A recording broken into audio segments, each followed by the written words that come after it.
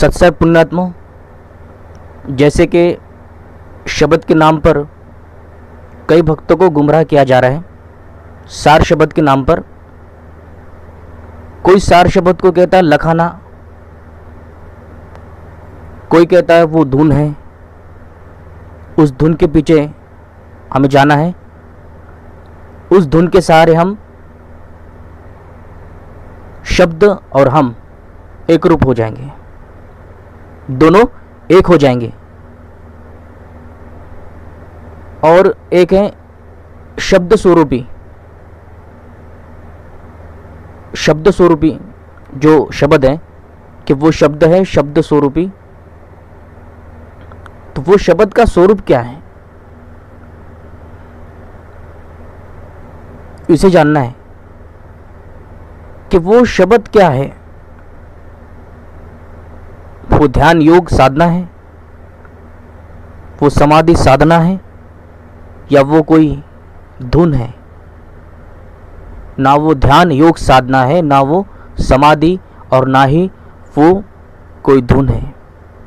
इन सब से अलग है वो। यही आपको समझना है कि वो शब्द के नाम पर आपको मूर्ख नहीं बनना है कि कोई भी गुरु आकर कबीर साहब का नाम लेकर अगर दो चार वानियाँ आपको सुनाता है, उन वानियों का अर्थ बताता है, तो इसका मतलब ये मत लगाना कि वो सार शब्द का भेदी है। क्योंकि दुनिया में, इस दुनिया में हम जो रहते हैं काल के लोक में, इस काल के लोक में ठगने वाले गुरु बहुत सारे मिलेंगे आपको, जो नकली शब्द भी लगवा देते हैं। जो नकली शब्द होते हैं उसको सार शब्द लखाना कहते हैं ये लोग। कुछ गुरु ऐसे होते हैं कि हूँ कर देते हैं कान में और कहते हैं कि यही सार शब्द है। कोई कहता है कि आत्मा ही शब्द है और वही विधि उसको बताने का वो प्रयास करता है वो गुरु कि आत्मा के ऊपर ध्यान लगाना है, आत्मा ही शब्द है, आत्मा ही परमात्मा है, आत्मा का एक नाम कबीर है। और कोई गुरु कहता है कि तुम और कबीर अर्थात परमात्मा और आत्मा दोनों अलग अलग नहीं है, दोनों अलग नहीं है।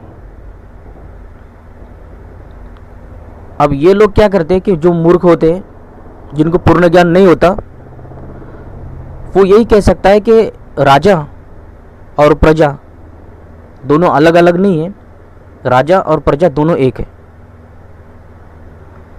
जैसे गरीब और अमीर होता है वो दोनों एक है, दोनों में अंतर नहीं है। तो ऐसे अविवेकी और अधूरे गुरु, क्या आपको लगता है ये पूर्ण गुरु है, शब्द को जानते होंगे? कबीर साहब ने कहा था कि जब मेरा यथार्थ पंथ चलेगा उसके दौरान इतने काल के दूत आएंगे जो अलग अलग तरीके से जीवों को मूर्ख बनाने का प्रयास करेंगे, और उस मेरे संत से सारे लोग झगड़ा करेंगे जो मेरे सत्य शब्द को बताएगा। उससे सारे लोग ईर्ष्या और बैर रखेंगे उसके साथ। और आज के समय में ऐसा ही हो रहा है। कबीर साहब ने कहा है कि जो मम संत सत शब्द दृढ़ावे, वाको संग सब राड़ बढ़ावे। तो इस प्रकार से चल रहा है साहब के नाम पर। अभी बहुत सारे लोग आने बाकी हैं। जितना काल के दूतों का वर्णन किया गया है कबीर सागर के माध्यम से, वो सारे ही प्रकट होने वाले हैं और कुछ प्रकट हो चुके हैं। जैसे रंभदूत प्रकट हो चुका है, और कोई काल का दूत आया है जो अलग पंथ से आया है। बहुत सारे छुपे हुए जो वंशगद्दी वाले हैं, शाखा वाले हैं, वो भी आएंगे और वो भी कहेंगे कि हम ही निज वंश हैं, हम अनादि मुक्ति पंथ से हैं। जबकि इसका सत्य और भेद उसको खुद नहीं पता है।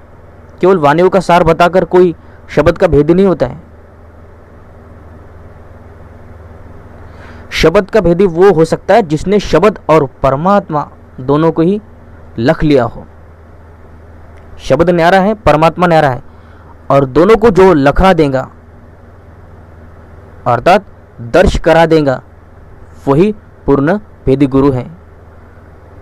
शब्द लखा के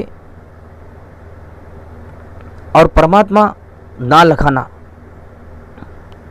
तो ये अधूरे गुरु के लक्षण है। शब्द ही परमात्मा नहीं है, शब्द परमात्मा का है।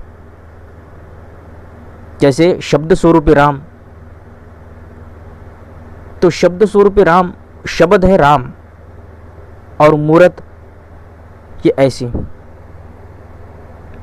और शब्द स्वरूपी कबीर, तो कबीर शब्द है और मूरत है ऐसी।